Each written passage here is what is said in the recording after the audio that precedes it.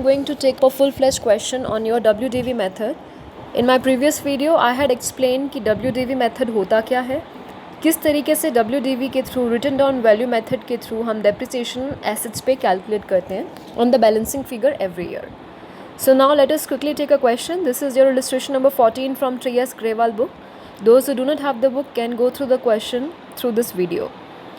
On 1st October 2015, Ram Brothers purchased a second-hand machinery for 1,80,000 and spent 20,000 on its repair. That means total value of the machinery कितनी हो जाती है, हम repairs add कर देते हैं, 180 plus 20, 2 लाख रुपए की मशीन खरीदी.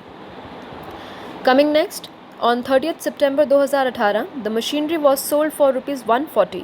अब हमने इसी मशीनरी को सेल कर दिया. M1 परचेज़ की थी 1 अक्टूबर को, सेल कर दी हमने बेटा 30th September 2018 को. And machinery was sold for 140 and an amount of rupees 4,000 was paid for dismantling charges. अब आपने बेचा तो 140 में, मगर उसके ऊपर आपने कुछ खर्चा एक्सपेंडिचर बियर किया. कितने का? 4,000. दैट मीन्स आपने 140 किया तो बेचा, मगर उसके ऊपर आपने कुछ चार्जेस लगा दिए. मशीनरी को खोलना, मशीनरी को खोल के चेक करना, ये सारे चार्जेस लग गए. तो आपको सेल की वैल्यू मिली कितनी? 140 मिली, 144 मिली या 136 मिली? बेटा चार्जेस को हम माइनस कर देते हैं. ऐसा क्यों? जब मैंने बेचा तो 140 की वैल्यू मुझे मिलनी थी, मगर जो मैंने खर्चा किया वो मैं उसमें से हटा दूंगी. तो मुझे एक्चुअल में कैश मिला कितना? 140 minus 4, 136. Books are closed on 31st March every year and depreciation is charged 10% per annum. Let us see which method they are asking. Written down value method. Show the machinery account from the date of purchase till the date of sale. मतलब आपको कब तक का account बनाना है, कितने सालों का, जब तक उसकी सेल नहीं हो रही. What do we have to do? First of all we have to prepare working notes. Now look here, working note number 1. हम वर्किंग नोट्स क्यों बनाते हैं बेटा? इसलिए बनाते हैं ताकि हमें क्वेश्चन बार बार ना देखना पड़े. अब इस वर्किंग नोट में मैंने सब कुछ क्लियरली लिख दिया है. आप सबसे पहले लिखते हैं फर्स्ट मशीनरी M1 और उसकी परचेज़ की वैल्यू. परचेज़ की वैल्यू कितनी आ रही है? 180 में हमने जो चार्जेस थे उन्हें ऐड कर दिया. 2 लाख रुपए की हमने मशीनरी खरीदी. DOP क्या होता है? Date of purchase. ये लिखना ज़रूरी है. 1 अक्टूबर को परचेज़ किया, क्योंकि जिस मंथ में हम परचेज़ करते हैं पहले साल, उतने ही महीने का डेप्रिसिएशन लगता है. तो अक्टूबर से स्टार्ट किया, अक्टूबर से मार्च तक 6 मंथ्स का डेप्रिसिएशन फर्स्ट ईयर में लगेगा. Coming up to the next. अब इसमें मल्टीपल मशीनरी परचेज़ नहीं कर रहे. नेक्स्ट पॉइंट क्या था क्वेश्चन में? अगर हम देखें, क्वेश्चन में कहा गया है 30 सितंबर को हमने मशीनरी बेच दी. अब इसका वर्किंग नोट अगर हम बनाएं, M1 मैंने ब्रैकेट में सेल लिखा है. कितने की हमने सेल करी है? 140 में से बेटा 4,000 आप माइनस कर दोगे, क्योंकि आपने खर्चा बियर किया उस मशीनरी को बेचने के लिए. एक्चुअल में आपको सेल वैल्यू कितनी आई है? बचा कुचा value is 1,36,000. Date of sale लिखना भी ज़रूरी है. 30 सितंबर को हमने बेचा, क्योंकि जब तक मशीनरी फर्म में रही सेल वैल्यू, वहाँ तक का डेप्रिसिएशन हम पुट करते हैं. ROD rate of depreciation is 10% per annum on WTV. Clear? ये पहला वर्किंग नोट आप बना लेंगे. उसके बाद let us quickly start with the question. This is the format of your question. Question में बेटा आप सबसे पहले क्या बनाते हैं? टी शेप अकाउंट बनाते हैं. टी शेप अकाउंट में आप डेबिट क्रेडिट लिखते हैं. उसके बाद आप क्वेश्चन कहाँ से बिगिन करते हो? मशीनरी इज़ योर एसेट, मैंने डबल टिक किया है डेबिट साइड से. और क्वेश्चन किस डेट से बिगिन होता है? DOP डेट ऑफ परचेज से. जब आपने मशीनरी परचेज़ करी, आपका क्वेश्चन उस डेट से बिगिन होगा. दैट इज़ योर 1 अक्टूबर 2015. यहाँ पे आप 2015 लिखेंगे 1 अक्टूबर. क्वेश्चन बहुत बारी मैं डिस्कस कर चुकी हूँ. बिगिन कहाँ से होता है? परचेज़ की वैल्यू हम बैंक से दिखाते हैं. टू बैंक अकाउंट M1 ज़रूर लिखिएगा, 1,80,000. अब इसमें कुछ इंस्टॉलेशन चार्जेस भी हैं, उसी डेट पे हम दिखाएंगे टू बैंक 20,000. तो टोटल वैल्यू आ गई 2 लाख. इसे हम क्लोज़ कैसे करते हैं?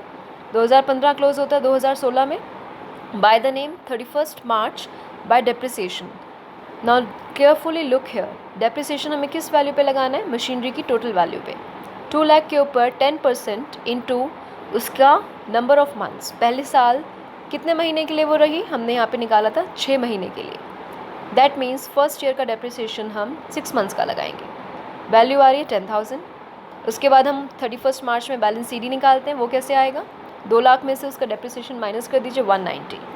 Your account is closed. Double line से पैरेलल साइड पे क्लोज करेंगे. Look at this arrow. इस बैलेंस CD को बेटा हम क्या करते हैं? अगले साल बैलेंस BD. मल्टीपल ईयर्स का अकाउंट बनाते हैं। 2015-16 का अकाउंट ऊपर बन गया, अब नेक्स्ट अकाउंट बनेगा 2016-17 का। अब इसको हम ओपन करेंगे टू बैलेंस BD से 1,90,000 जो वैल्यू ऊपर हमने लिखी। अब 2017 में कोई और ट्रांजैक्शन नहीं है तो हमें बस क्या करना है, डेप्रिसिएशन लगाना है और उसका बैलेंस CD करना है। 31 March again by depreciation account M1 के ऊपर कितना आएगा बेटा। Now this method is your WDV में मैंने आपको लास्ट वीडियो में बताया डेप्रिसिएशन हर साल दोबारा कैलकुलेट होता है बैलेंसिंग फिगर पे। आपकी M1 की बैलेंसिंग फिगर है 190, इस 190 के ऊपर बेटा आप डेप्रिसिएशन लगाओगे 10%, तो आपका इस साल का मशीनरी पे डेप्रिसिएशन आ गया 19,000 कि इस साल मशीनरी की वैल्यू जो घटेगी कितने से डिक्रीज़ होगी, 19,000 से। अब हमें क्या करना है, 31 मार्च बाय बैलेंस CD, इस साल ओपनिंग वैल्यू थी 1,90,000, इस साल का डेप्रिसिएशन जो निकला वो माइनस कर दीजिए, तो 2016-17 में उसकी बची कुची वैल्यू आएगी 1,71,000। This is your balance CD। Total करेंगे। अब व्हाट नेक्स्ट, बैलेंस CD को हम क्या करते हैं बेटा, बैलेंस BD। डेट ज़रूर ध्यान रखिएगा, डेप्रिसिएशन और बैलेंस CD हमेशा 31 मार्च को लगते हैं। 2017 है तो मार्च के बाद अप्रैल आएगा, 1 अप्रैल 2017 आपका अगला अकाउंटिंग ईयर बिगिन हो गया। बैलेंस BD हमेशा 1 अप्रैल को करते हैं। यहाँ पे आपने टू बैलेंस BD लिखा M1 171। अब 2018-17 क्लोज कब होगा, अप्रैल से मार्च 2018 में। 2018 में अगेन हमें ट्रांजैक्शन दिखानी है, बट वेट, लेट अस सी कि हमारा डेट ऑफ सेल क्या थी। क्वेश्चन में हमने देखा डेट ऑफ सेल है 30 सितंबर 2018।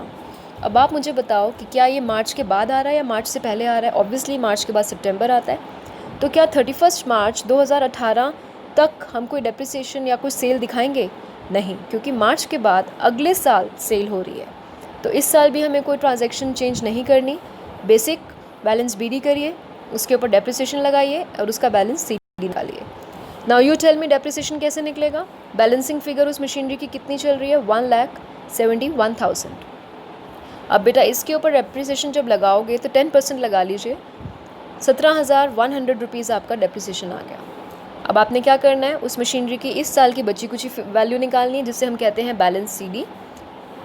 ओपनिंग बैलेंस कितना था, 171, और क्लोजिंग कितना हो जाएगा, उसमें से उस साल का डेप्रिसिएशन माइनस कर दो। 171,000 में से डेप्रिसिएशन माइनस किया तो इस साल की बची कुछ फिगर आ रही है 153,900। अब हमें क्या करना है, एरो देखिए, इस बैलेंस CD को पहले तो डबल लाइन से क्लोज करेंगे कि ये साल कंप्लीट हो गया।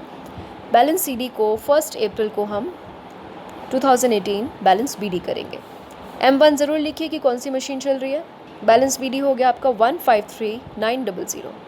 अब हमें क्या करना है, 2018 की क्लोजिंग होनी थी 31 मार्च 2019, मगर हमें वहाँ तक नहीं जाना क्योंकि 18 में ही हम उसे बेच रहे हैं। तो डेट ऑफ सेल हम लिखते हैं बेटा 3 बारी। ऐसा क्यों, क्योंकि हमें 3 अकाउंट से ट्रांजैक्शन दिखानी पड़ती है। पहली डेट ऑफ सेल हम लिखते हैं 30 सितंबर, जो हम सेल वैल्यू की दिखाते हैं ना। यहाँ पे आप ध्यान से देखिए, जब आप मशीनरी परचेज़ करते हो तो आप क्वेश्चन अपना 2 बैंक से स्टार्ट करते हैं, डेट ऑफ परचेज से। जब आप मशीनरी सेल करोगे तो बाय बैंक आ जाता है and date of sale. Sale value कितनी आई आपकी, मैंने टिक किया है 1,36,000।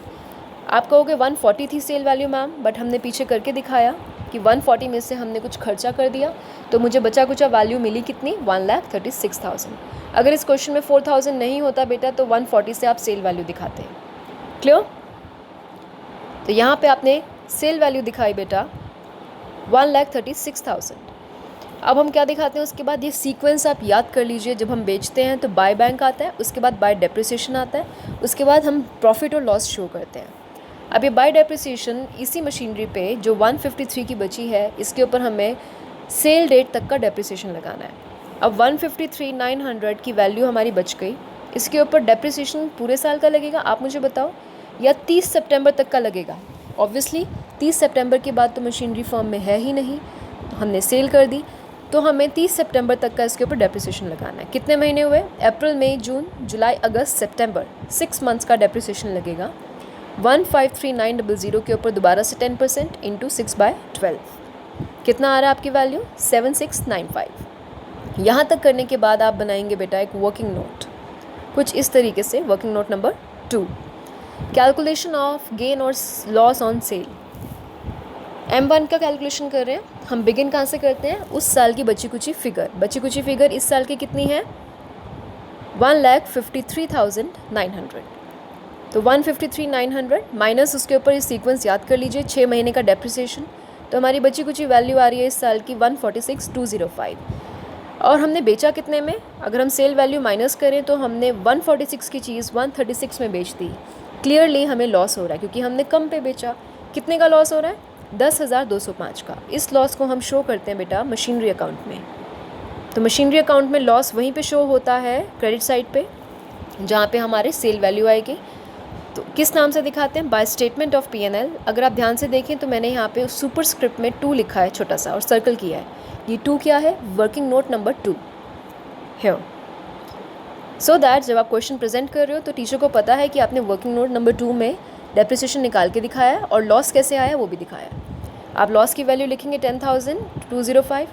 देन यू विल सी कि इन तीनों का टोटल मैच करेगा 153,900, 153,900। दैट मीन्स आपका क्वेश्चन बिल्कुल ठीक है। इस क्वेश्चन में कोई और मशीनरी नहीं है तो कोई बैलेंस CD भी नहीं आएगा, आगे बैलेंस PD भी नहीं आएगा। जो मशीनरी आपने 1 अक्टूबर को परचेज़ करी थी वो मशीनरी आपने 30 सितंबर को बेच दी और उसका लॉस भी आपने निकाल के शो कर दिया। So this is how you prepare your machinery account. It begins from your debit side and it moves from debit to credit, और क्रेडिट साइड से फिर हम बैलेंस BD करते हैं डेबिट साइड पे। ये फॉर्मेट आप ध्यान से देख लीजिए। आफ्टर प्रिपेयरिंग मशीनरी अकाउंट आप ये वर्किंग नोट्स भी बनाएंगे clearly, and then you will be solving your question.